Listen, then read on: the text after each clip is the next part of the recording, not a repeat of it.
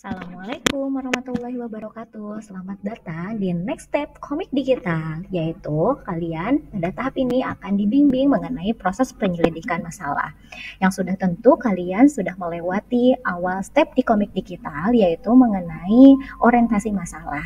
Jadi kali ini Ibu membimbing kalian selain dari buku sumber ataupun internet yang kalian cari sendiri, kalian boleh melihat, mendengarkan, dan menyimak bagaimana video pembelajaran mengenai alat pembayaran kali ini, sehingga kalian bisa mencari solusi yang tepat untuk permasalahan yang diungkapkan di awal komik digital mengenai story of money. Ya, sesuai dengan pembelajaran kali ini, bahwa kalian hari ini akan mempelajari bagaimana tentang alat pembayaran itu sendiri. Ya, nah Ibu ingatin lagi nih sebelum kita mulai ya. Yang pertama adalah 4 pengingat penting dalam karakter yang harus tentu kita bersama-sama bangun. Yang pertama adalah bersikap jujur ya. Jadi dengan apapun yang terjadi dengan kalian di dalam pembelajaran atau dalam prosesnya, kalian harus berani bersikap jujur. Kemudian yang kedua tentu harus pantang menyerah ketika banyak tugas di situ, kemudian juga dibalut dengan mungkin ada masalah pribadi di diri kalian, tapi tetap kalian harus pantang menyerah, di mana kalian harus semangat terus. Pasti di situ ada pembelajaran buat kalian.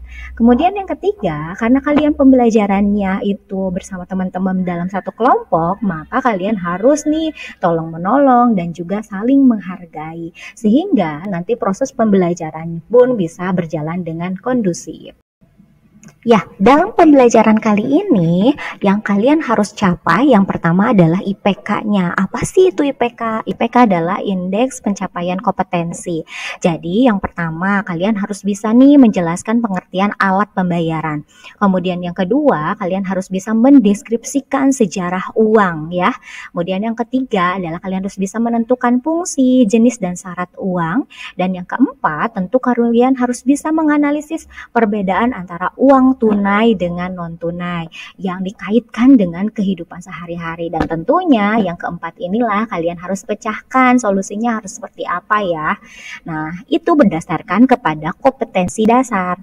Yang pertama 3.6 yaitu mendeskripsikan bank sentral, sistem pembayaran dan alat pembayaran dalam perekonomian Indonesia. Kemudian 4.6 yaitu menyajikan bank sentral, sistem pembayaran dan alat pembayaran dalam perekonomian Indonesia. Apa bedanya sih 36 sama 46 gitu ya? 3.6 itu kalian kompetensinya dalam hal pengetahuan, sementara 4.6 kompetensinya dalam hal keterampilan. Adapun goals dalam pembelajaran kali ini yang nanti kalian dari step awal di komik digital sampai dengan step akhir, yaitu peserta didik mampu menjelaskan pengertian, mendeskripsikan sejarah uang, menentukan fungsi, jenis dan syarat uang, serta menganalisis perbedaan uang tunai dengan non tunai melalui pendekatan kontekstual dengan model problem based learning, serta mengembangkan nilai karakter dalam kegiatan pembelajaran, yaitu bersifat kritis, percaya diri, dan juga bekerja sama. Nah, Ibu ingatkan lagi nih, jadi yang kita pelajari itu di titik mana nih dari bank sentral? Nah, dari ini kan besarnya adalah bank sentral, namun submaterinya kita membahas mengenai alat pembayaran. Nah, alat pembayaran merupakan bagian dari yang kalian harus pelajari di dalam bank sentral, di mana alat pembayaran ini ada dibagi dua ya Naya, ada alat pembayaran non tunai dan ada alat pembayaran tunai.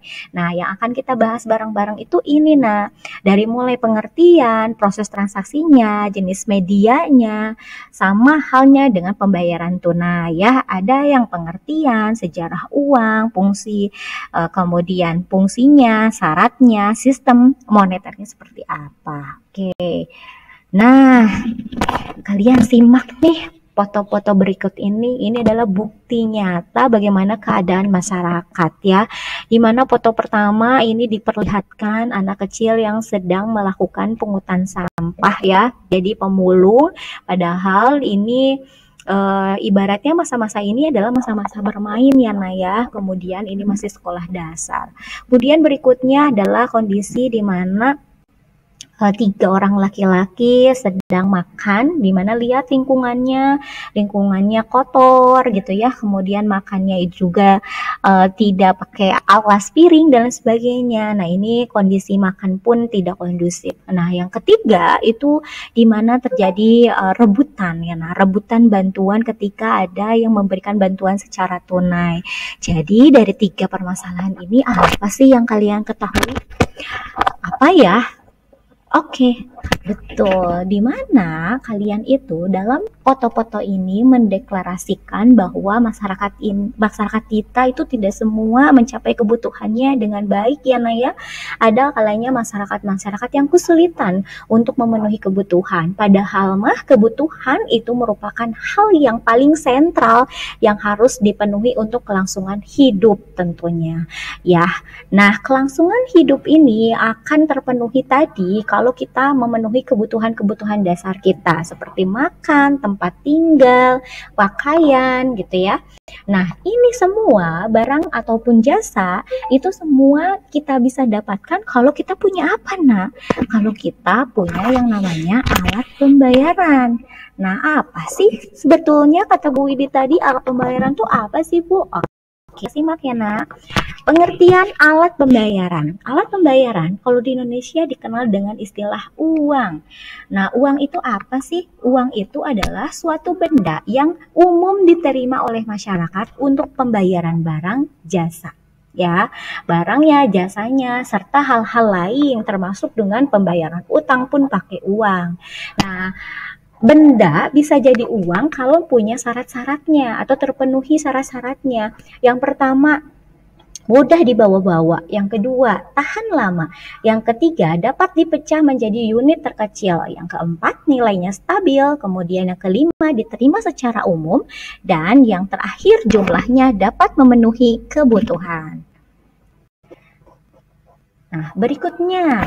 Nah, kalian itu kan harus tahu ya bagaimana sejarah uang. Sejarah uang yang kalian pakai sekarang untuk memenuhi kebutuhan membeli barang ataupun jasa memang awalnya seperti apa? Nah, diawali dengan yang namanya barter. Barter itu adalah pertukaran antara barang dengan barang. Jadi kalau ibu butuh misalnya apel, maka ibu punya apa untuk ditukarkan untuk apel, tentu barang juga. Nah, ini kesulitannya apa sih, Nak? Nah, kesulitannya ini kita sulit menemukan yang namanya barang yang sesuai dengan keinginan kita gitu. Misalnya ibu butuh apel, tapi ibu punya beras. Apakah ada orang yang mau menukarkan apel dia untuk dengan beras? Kan ibu sulit mencari orangnya. Sehingga ketika terjadi kesulitan tersebut, maka harus ada solusi di mana terpenuhinya kebutuhan itu biar lancar gitu tanpa ada kendala-kendala yang vital. Nah, maka muncullah solusi yang kedua yaitu uang komoditas, di mana komoditas-komoditas atau barang-barang yang dikategorikan berharga seperti emas, perak gitu ya, logam mulia itu dijadikan sebagai uang gitu. Nah, maka di sini penggunaan logam-logam gitu digunakan. Apa lagi kekurangannya sehingga ada di next step ketiga, kekurangannya adalah sulitnya sumber daya untuk mencari bahannya. Misalnya dibutuhkan logamnya harus dicari karena itu perlu proses yang panjang juga. Nah, perlu proses pembentukan juga. Jadi karena prosesnya lama, maka kebutuhan itu tidak bisa menunda itu. Makanya masuklah next step berikutnya, yaitu adalah uang fiat. Apa itu uang fiat? Uang fiat adalah uang kertas yang dikeluarkan oleh Bank Sentral. Masih ingatkah Bank Sentral kita siapa? Yaitu Bank Indonesia. Nah, ini ada kelemahan nggak? Ini berlaku nggak, Nak? Masih berlaku. Tentu Ibu juga masih menggunakan uang kertas ya untuk kehidupan sehari-hari Ibu.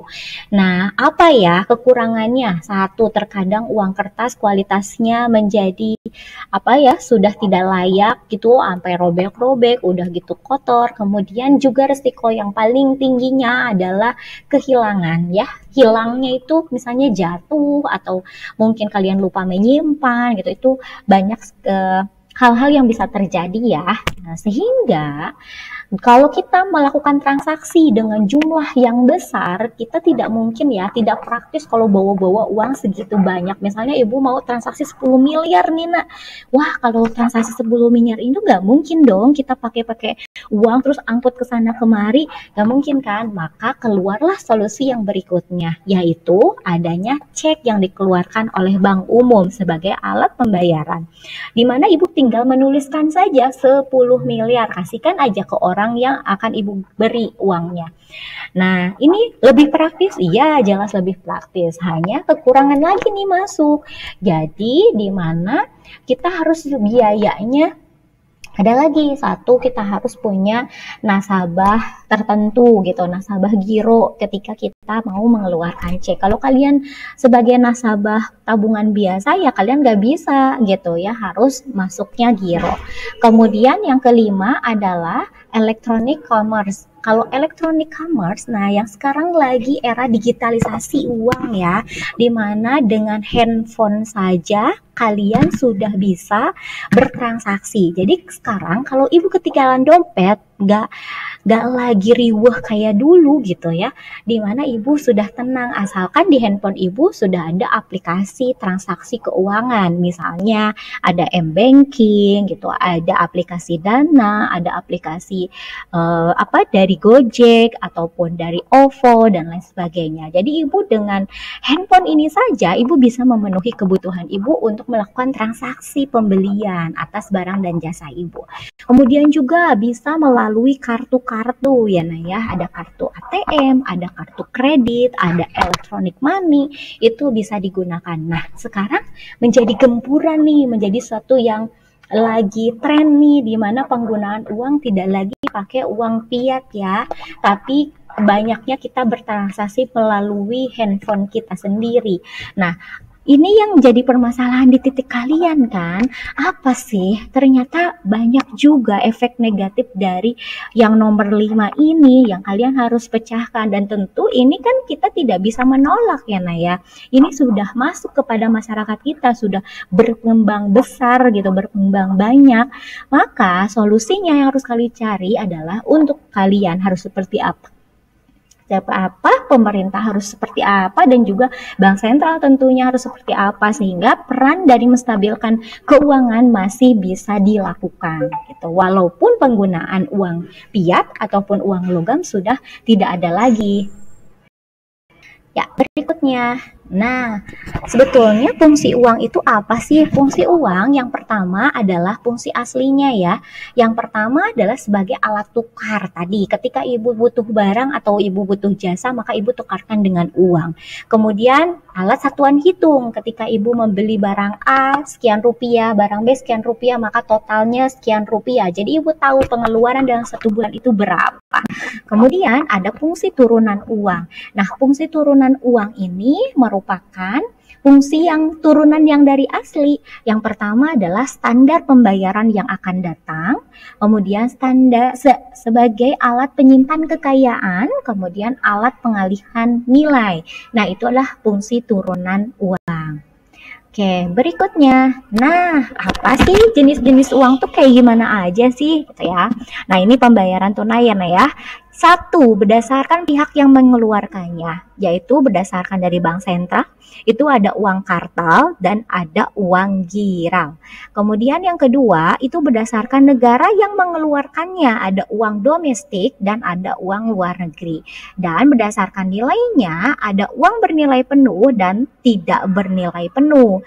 Kalau uang kartal itu apa? Uang kartal itu adalah uang kertas dan uang logam yang dikeluarkan oleh bank sentral. Sementara uang giral adalah uang yang dikeluarkan oleh bank umum, yang seperti electronic money itu kebanyakan dari bank umum ya Naya.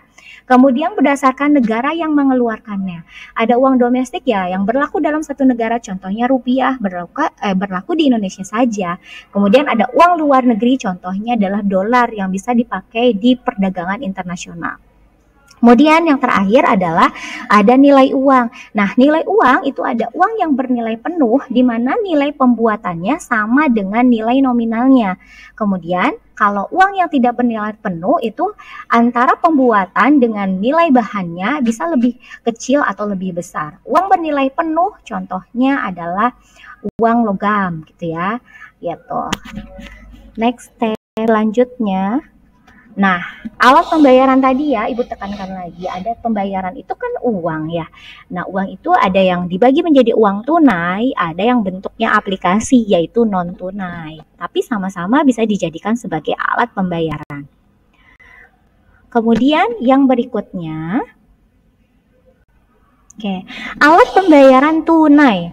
Alat pembayaran tunai, uang kertas, uang logam yang kita secara langsung memberikan fisiknya berupa uang kertas atau uang logam kepada pihak-pihak yang kita akan beli gitu, berupa barang atau jasanya. Jadi ada transaksinya, ada uangnya konkret gitu ya, terlihat dengan jelas.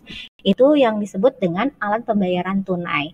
Tapi kalau alat pembayaran non tunai itu adalah kita nggak kelihatan misalnya dalam bentuk aplikasi hanya misalnya ibu pakai m-banking, ibu beli transaksi satu barang, ibu tinggal klik-klik aja. Tapi nilai saldo ibu langsung berkurang gitu ya. Jadi metode pembayaran non tunai itu adalah metode pembayaran atas barang dan jasa yang tidak melibatkan pertukaran uang secara fisik.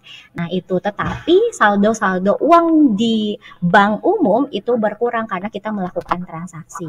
Nah dari analisis ini silahkan kalian berdiskusi dengan teman-teman kelompok kalian bagaimana sih solusi yang terbaik gitu untuk yang namanya si pembayaran non tunai ini masih menstabilkan, bisa stabil perekonomian kita. Kemudian dengan efek negatifnya salah satunya adalah meningkatkan konsumtivitas masyarakat. Itu gimana sih cara menanganinya? Karena dengan uang yang ibaratnya dengan 1 menit aja atau tidak 1 menit aja kita bisa melakukan transaksi pembelian gitu dalam aplikasi-aplikasi yang terkadang sifat manusia itu ada irasional. Kita membeli tadinya kita tidak ingin membeli, tapi ketika kita melihat-lihat kemudian transaksinya gampang, tinggal klik-klik saja akhirnya kita beli. Nah pada akhirnya kita menjadi yang konsumtif. Nah itu yang harus kalian cari solusinya harus seperti apa. Oke, terima kasih Nak. Mudah-mudahan kalian dapat ya solusinya yang terbaik itu. Nah, silahkan kalian eksplor lagi materinya, bisa dari internet ataupun dari modul yang sudah Ibu berikan ataupun dari buku sumber yang lain. Oke, terima kasih. Mohon maaf sebelumnya. Assalamualaikum warahmatullahi wabarakatuh.